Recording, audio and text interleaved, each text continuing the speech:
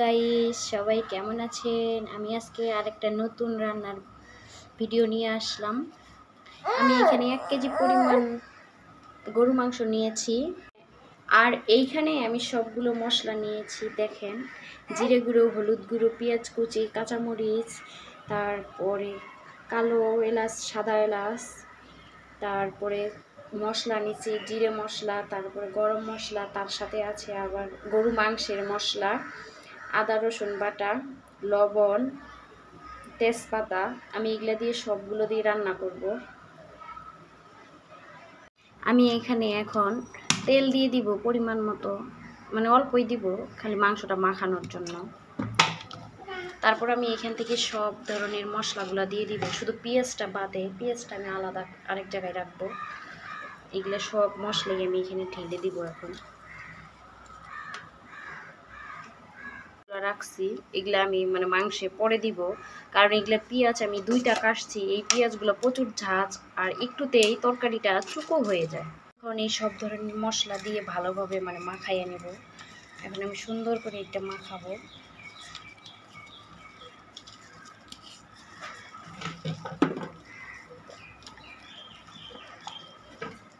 মাখাই আমি 10 মিনিট রেস্টে রাখছি।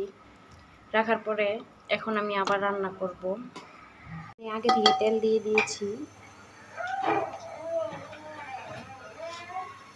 আমি এখন এই যে কাটা পেঁয়াজগুলো দিয়ে ভেজে নেব।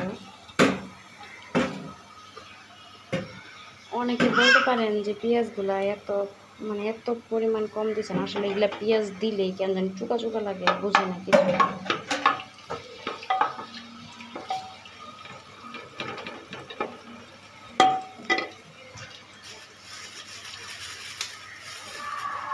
তেজপাতা আমি ওইখানে একটা দিছি, আবার এইখানে একটা দিব, সেন হওয়ার জন্য একটু।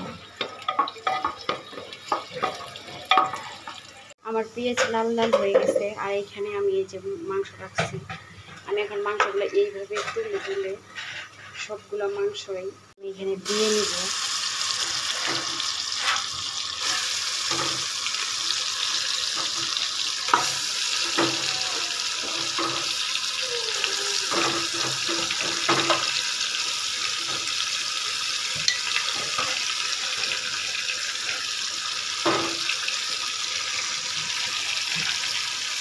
এখন ভালোভাবে নেড়ে চেড়ে ভাজবো, অনেকক্ষণ টাইম ধরে ভাজবো আমি।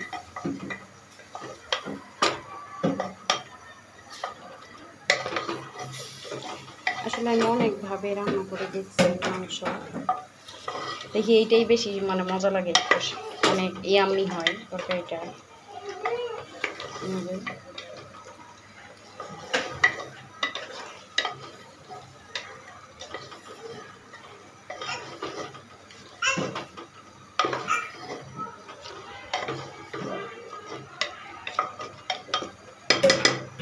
এই যে আমার মাংস কষানো হয়ে গেছে, দেখছেন একটু পানিও নাই।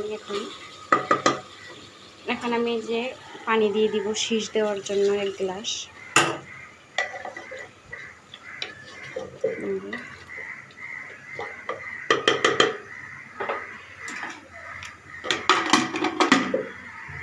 গাইস, এই যে আমি রসুন আর 4-5টা আলু কেটে দিয়েছি গরু মাংসে। হয়ে গেছে, এখন নামাই নেব। আমি ঝোল বেশি রাখি নাই, এই যে এরকম রাখছি। এই যে এটা হলো রসুন, আর এটা হলো আলু। 4-5টা আলু দিয়েছিলাম। ফেসবুকের ভাই ও বোনেদের কাছে বলতেছি, সবাই সবার পাশে থাকেন, না হলে আমরা কেউ আগাইতে পারবো না। আমরা ছোট ইউজারদের সাথে একটু পাশে থাকেন প্লিজ, একটু পাশে থাকেন আমি যেন একটু আগাইতে পারি, কারণ আমার সব ডাউন হয়ে যাচ্ছে।